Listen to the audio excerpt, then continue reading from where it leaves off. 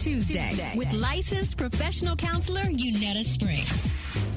All right, ladies and gentlemen, man. Hey, listen, we always try to promote therapy on this show, man, and it is much needed, and try to break the stigma of folks not going to get the help that they need. It's Talk It Out Tuesday with licensed professional counselor Yunetta Spring. Good morning, Yunetta. Good morning. Good morning, Ricky. How y'all doing? Man, we blessed this morning. Talk It Out Tuesday. We're so excited to have you. Listen, so if you're a parent and we know that the pressures are of juggling work, chores, and your kids' school schedules during the pandemic can be overwhelming now, have you stopped to think about the stress your kids are going through with all of the change? You know, have you made time to check in on how your kids are doing? And Yunetta, what do you say to that, especially to the strong kids? Yeah, absolutely. So, you know, we're dealing with a lot as parents, you know, with everything that's been going on with in the world right now with COVID and everything. So I would just felt like it was really important for us to check in with our children to see how they're doing, because they're experiencing a considerable amount of stress as well, right? This week is National Suicide Prevention Week, and I saw this quote, and it said that suicide prevention is not just about checking in, but it's also about creating a world that people actually want to live in, you know? Right. And I felt like that was really powerful. And so I'm going to share with you guys like 3 ways that you can check in with your kids right now, okay?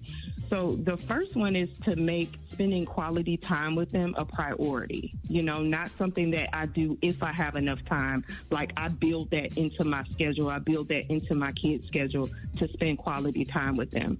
And I want to stress the importance of quality over quantity, because it doesn't have to be a long period of time. You know, a few minutes of present activity is more valuable than an hour where you're distracted or you're not really paying your kids any attention. So when you're spending time with them, making sure that you're focused on them, that you're engaged with them. If you need to leave the electronics, leave them. If you have electronics, making sure that you guys aren't just in your own electronics, but you're actually doing something together that's meaningful, that's funny, or whatever the case may be, okay? The second one is being able to listen, to understand, and not to respond.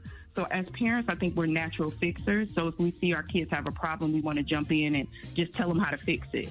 But we can really be interrupting our children's process to problem solve on their own, and we want them to be able to do that themselves.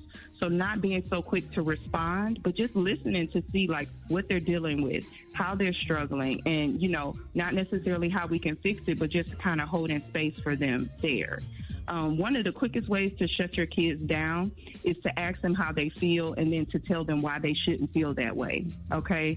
So being careful not to do the comparison thing of, well, my life was like this, or I dealt with this, so you have it easy. Really being careful not to do that with our kids, because that can shut them down.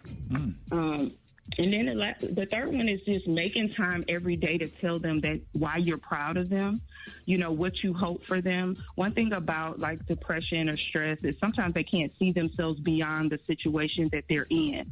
So talking about like what they want for their future, you know, telling them that you believe in them, understanding that, you know, we kind of create our child's inner voice. So how we talk to them when they're struggling is how they're going to talk to themselves as they get older, right?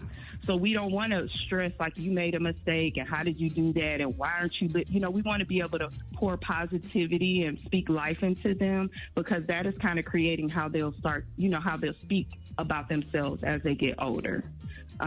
So I just wanted to share. And then one of the last things is being able to ask them, what can I do to make things better for you right now? Right? I think as parents, sometimes we feel like we know the answers, we have the solutions, but we don't stop to sit with our kids and say, what can I do? You know, and really being open to explore that. So I just wanted to share that, because I think our babies are experiencing a lot of stress right now, and I think we need to check in with them, even the ones that seem like they're okay, you know, checking in with them too.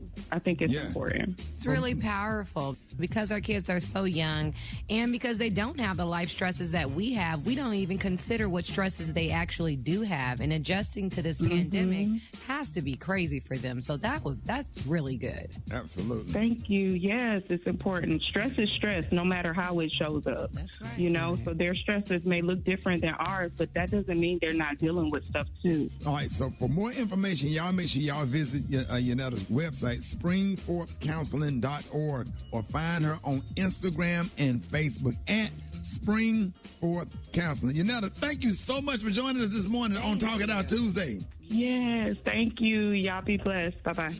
Yunetta Spring, ladies and gentlemen. One time.